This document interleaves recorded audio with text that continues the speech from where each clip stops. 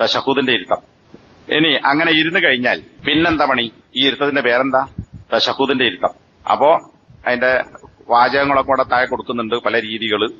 അത്തഹിയാത്തുൽ മുബാറകാത്തു സ്വലവാത്ത് എന്നുള്ള ആ ദിക്റിലേക്ക് കടക്കുന്നതിന് മുമ്പ് ഇങ്ങനെ ഇരുന്ന് കഴിഞ്ഞിട്ട് പിന്നെ കൈ എവിടെ വെക്കണം എന്ന് പറഞ്ഞു. തൊടയിലോ അല്ലെങ്കിൽ കാൽമുട്ടിലോ വെക്കണം. ഇനി കൈ ചുരുട്ടിയാണോ വെക്കേണ്ടത് അല്ല പരത്തിയാണോ വെക്കേണ്ടത്? യബ്സുതു, കൈ പരത്തി വെക്കും. ഇങ്ങനെ ഉണ്ടെങ്കിൽ പറ്റില്ല. അല്ലെങ്കിൽ വേറെന്തെങ്കിലും കോലത്തിൽ വെക്കരുത്. കൈ രണ്ടും പരത്തി വെക്കണം, ചുരുട്ടിയിട്ടല്ല വെക്കേണ്ടത്. പിന്നെ വലത് കൈ വിരലുകൾ മടക്കി പിടിക്കുക. അവിടെ 3 രീതി ഹദീസ് നമുക്ക് കാണാം. ഇടത്തെ കൈ ഇടത്തെ കാലിന്റെ മുട്ടിന്റെ തൊടന്റെ മുകളിലോ പരത്തി വെക്കുന്നു, അല്ലെങ്കിൽ മുട്ടിനോട് അടുപ്പിച്ച് വെക്കുക. അപ്പം പരത്താനാല് ഒരു ഭാഗം ഇങ്ങനെ വളഞ്ഞെടുക്കൂലെ, കുറച്ചൊരു പിടുത്തം പോലെ. അത് അവസാന തീർത്ഥത്തിൽ ആ മുട്ടിൽ ചുരുട്ടി അല്ലെങ്കിൽ മുട്ടിൽ ഇങ്ങനെ പൊതിഞ്ഞു വെച്ചു എന്ന് ഹദീസ് കാണാം. അതൊരു വീണോതാക്കാനാണ് അവസാന തീർത്ഥത്തിരിക്കുന്ന സമയത്ത്. അപ്പൊ ഇങ്ങനെ ഇരുന്നിട്ട് ചൂണ്ടുവിരലല്ലാത്ത വിരലൊക്കെ ചുരുട്ടി പിടിക്കുക. ഇതാണ് ഒരു പിടുത്തം. 4 വിരലും മടക്കുന്നു. ആ മടക്കുമ്പോ തള്ളവിരല് നടുവിരലിലേക്ക് എത്തുന്നില്ല, ഇവിടെ ചുരുട്ടി വെക്കുകയാണ്. എന്നിട്ട് ചൂണ്ടുവിരല് ചൂണ്ടുക, ഒരു രീതി. രണ്ടാമത്തെ രീതി ചെറിയ വിരലും രണ്ടാമത്തെ വിരലും മടക്കി വെക്കുക, മൂന്നാമത്തെ വിരലും മടക്കുക, നടുവിരലും മടക്കുക. എന്നിട്ട് നമ്മുടെ പെരുവിരൽ അല്ലെങ്കിൽ തള്ളവിരൽ എന്ന് പറഞ്ഞ വിരല് ഈ മടക്കി വെച്ച നടുവിരലിന്റെ മുകളിൽ വെക്കുക. പിന്നെ ചൂണ്ടുവിരലോട് ചൂണ്ടുക. ആദ്യത്വവും ഇതും തമ്മിൽ എന്താ വ്യത്യാസം? ആദ്യത്തേൽ പെരുവിരൽ എവിടെയും തൊടാതെ നമ്മൾ ഇവിടെ തന്നെ മടക്കി വെച്ചതാണ്. രണ്ടാമത്തെ രീതിയിലോ ഈ പെരുവിരൽ നടുവിരലിന്റെ മുകളിൽ കൊണ്ടുവച്ചു. അപ്പൊ ചെറിയൊരു മാറ്റം വന്നു. മൂന്നാമത്തെ രീതി എന്ന് പറയുന്നത് ഈ തള്ളവിരലും നടുവിരലും കൊണ്ട് ഒരു വട്ടം ഉണ്ടാക്കുക. എന്താ ഇങ്ങനെ ചില സമയത്ത് നബി ഇങ്ങനെ വെക്കാറുണ്ടായിരുന്നു. അപ്പൊ ശരിക്കും ചുരുട്ടിപ്പിടിച്ചത് ഏതാ? ചെറുവിരലും മോതിരവിരലും 2 വിരലും മടക്കി പിടിച്ചു. പിന്നെ ചൂണ്ടുവിരല് ചൂണ്ടിപ്പിടിച്ചു. തള്ളവിരലും നടുവിരലും കൊണ്ട് ഇങ്ങനെ 2 അറ്റം കൂടെ തൊട്ട് പിടിച്ചാൽ നടുക്കൊരു വട്ടം വരും.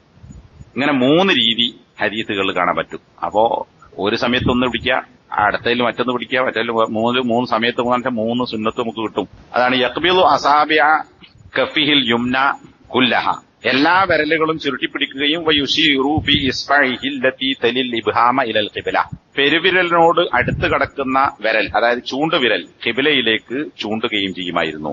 പിന്നെ കണ്ണ് യർമി ബി ബസരിഹി ഇലൈഹ, ഈ അത്തഹിയാത്തിൽ ഇരിക്കുമ്പോൾ തശഹുദിന്റെ ഇരുത്തത്തിൽ നോക്കുന്നത് എങ്ങോട്ടാണ്?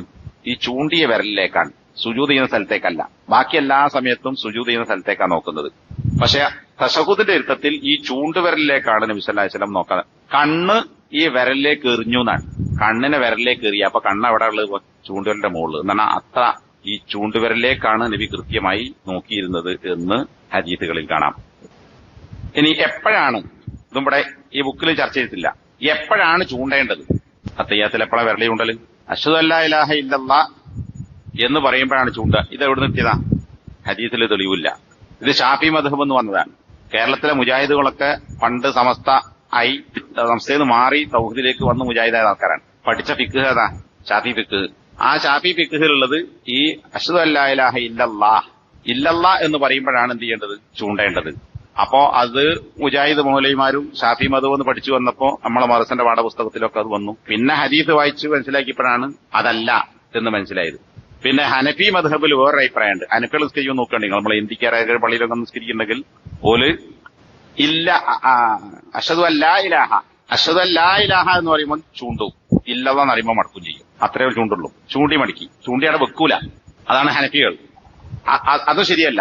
ഏതുവരെ ഈ ചൂണ്ടൽ വേണം? സലാം വീട്ടുന്നത് വരെ ഇവരിൽ ചൂണ്ടി വെക്കണം.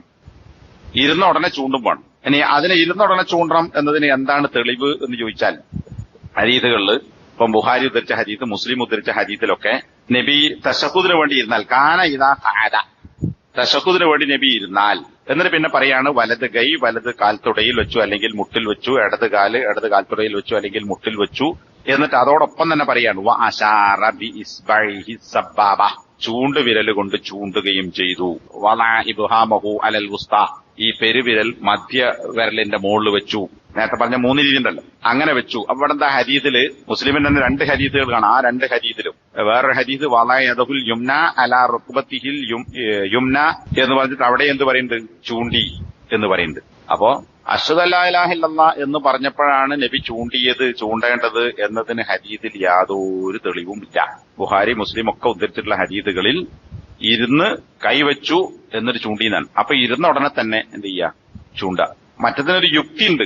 ആ യുക്തി കൊണ്ടാകാം. സാധാരണ അറബി ലാ ഇലാഹ ഇല്ലല്ലാഹ് ഇങ്ങനെ ചൂണ്ടും. അപ്പൊ അവിടെ തശഹുദിൽ എന്തുകൊണ്ട് അശ്ഹദു അല്ലാ ഇലാഹ ഇല്ലല്ലാഹ്, അപ്പൊ അവിടെ കൊണ്ടുപോയി വെച്ചു. അപ്പൊ തോന്നുന്നത് തന്നെയാണ് ശരി, ലാ ഇലാഹ ഇല്ലല്ലാഹ് അല്ലാഹു ഒരുവനാണ് എന്ന് പറയുമ്പോൾ അങ്ങനെ ചൂണ്ട. പക്ഷെ ഹദീസിൽ അതിന് തെളിവില്ല എന്നതാണ്.